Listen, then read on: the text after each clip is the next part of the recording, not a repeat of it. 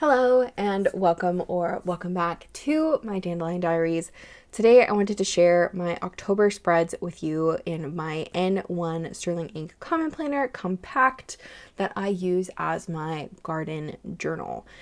And let me tell you, October has been a doozy, an absolute doozy. So starting off, the cover of this book is still in the clear cover by Sterling Ink. I have not put this back in the leather cover. I've just been enjoying having a naked planner, if you will. The chunk factor on this baby is chunky. She is girthy. She is getting thick. Not quite to the level of some of my other planners, but this definitely is starting to bulk out a lot, and I would have to say I'm really impressed with how the planner is holding up and doing really well, considering that it is a thinner planner and it's not, bowing or anything like that. For the opening pages, I have not done anything different here. They are exactly the same. For my precipitation tracker here that I use on the year to glance pages, October was super duper dry. So we got no rain for almost the whole month of October, which is really, really odd for us. Usually October is very wet, very rainy. We only got rain on Halloween, the literal last day of October. It was wild. Anyways, have not updated anything else. I really should just color in my garden space here. I've already kind of placed everything out a long time ago. For the year to glance, for the Calendex pages, I haven't changed the way I've been using this. I'm still using it as like a planting tracker over here, or planting log, what I've harvested, what I've planted. And then on the other page here, I've been using as a temperature tracker. I got lazy and decided to just wait to dot all of the temperatures here. So I'm waiting until I guess I feel like it. It's not that hard for me to just go with a dot marker and just dot all of the different numbers since I have a key. But, it looks kind of interesting with it just being plain without the dots. So that's kind of good for me to know. As for egg counting, I also try to count my eggs in this section here in this other little column. I basically split the column in half. And for October, we got 166 eggs. And that is because we had a lot of stuff happen in October. And probably a good time to talk about it is now. So at the end of September, I was telling you guys how we were dealing with a predator that was like hunting our chickens and ducks. So in September, we lost a duck and we lost a chicken, and it was just really frustrating. We were trying to, put cameras up and make sure we could see what was going on and maybe figure out, what we could do to fix the situation, because it's our livestock in a way, like we need to protect them. So in the beginning of October, we ended up finding footage of a very large bobcat, and I did my best to try to paste pictures in here as I could. But as the month went on, we had so many more crazy things happen, and I'm going to talk a bit more about that in the weekly section because I wrote a lot more notes. But in the monthly section here, I have been utilizing this as just brief snapshots of the notes, and also writing down page numbers for the back notes pages where I need to write down a lot more than what I could write in the weeklies. And this has been really, really helpful and really, really working for me. And I'm really glad, because I've been struggling so much with this planner that I finally found a way that I think I really like the way I've been using it, and I want to keep using it in that way. On that note, let me go ahead and flip through the weeklies.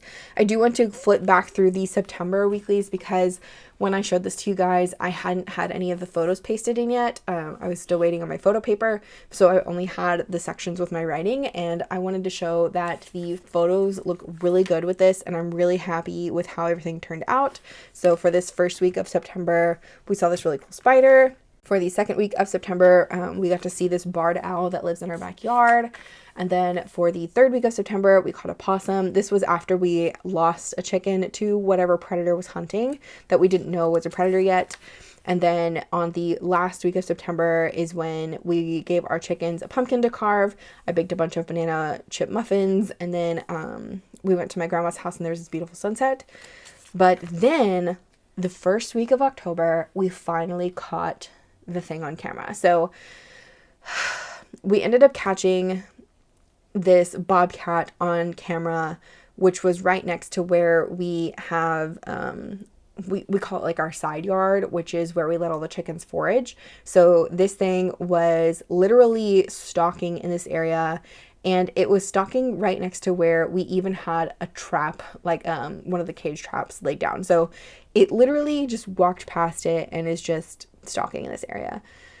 Not the best feeling seeing this on camera, knowing that it's a very large predator and is likely what has taken care of maybe a couple of the cats we have lost. So yeah, not a great feeling being a pet owner or a chicken owner or a duck owner when you see this bad boy on your trail cameras.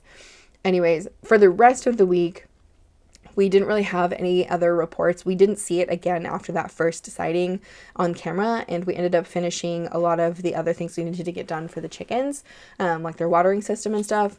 But then on the second week of the month of October, we had a lot more things go down.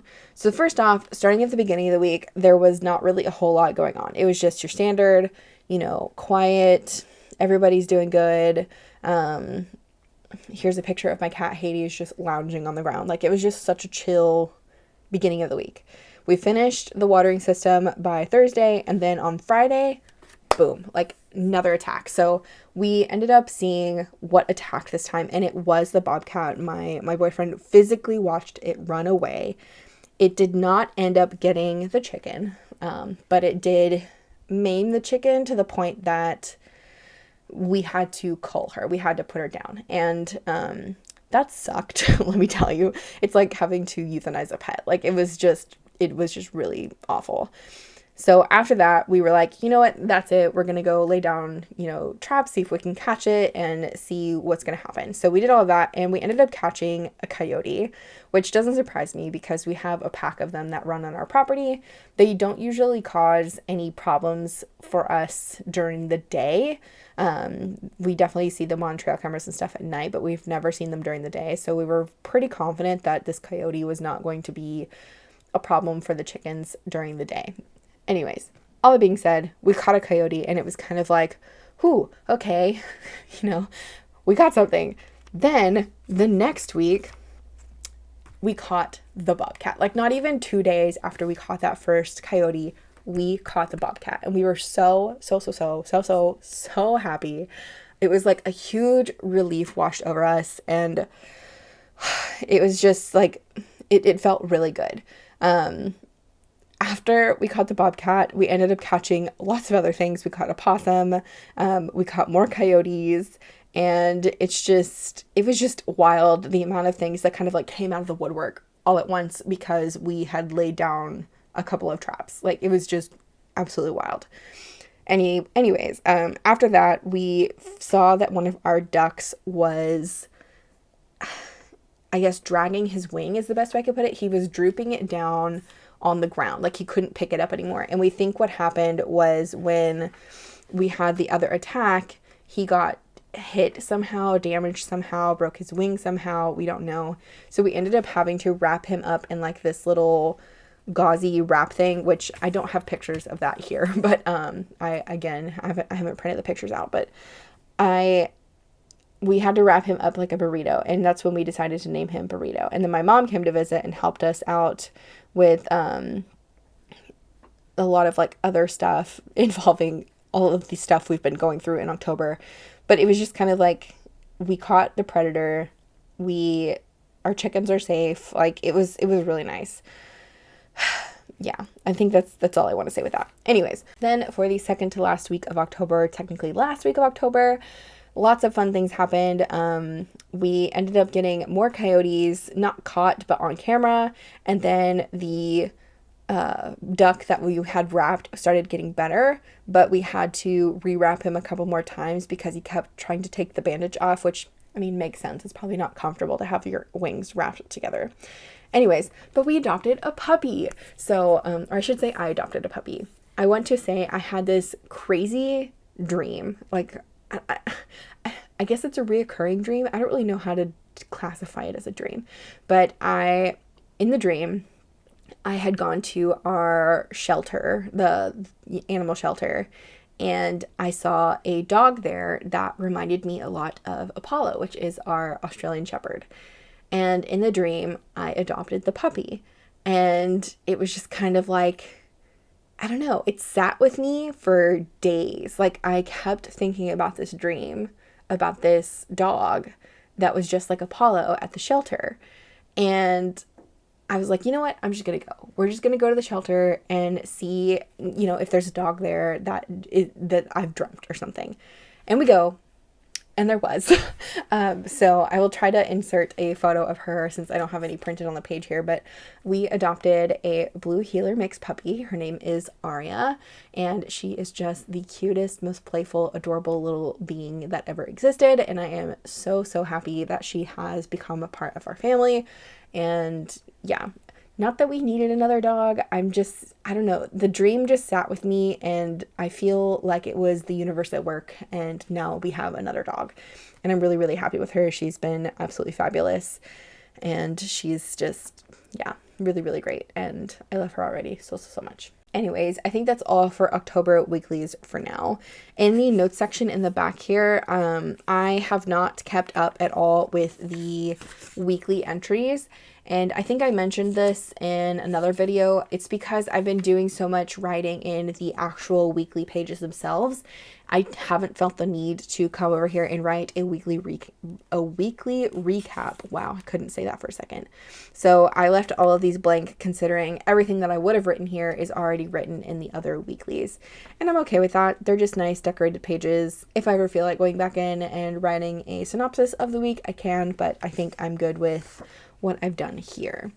I also want to say I'm not going to be sharing the photos and everything that I took in the back here, just because it is really, I would say, personal to what my boyfriend and I were able to achieve.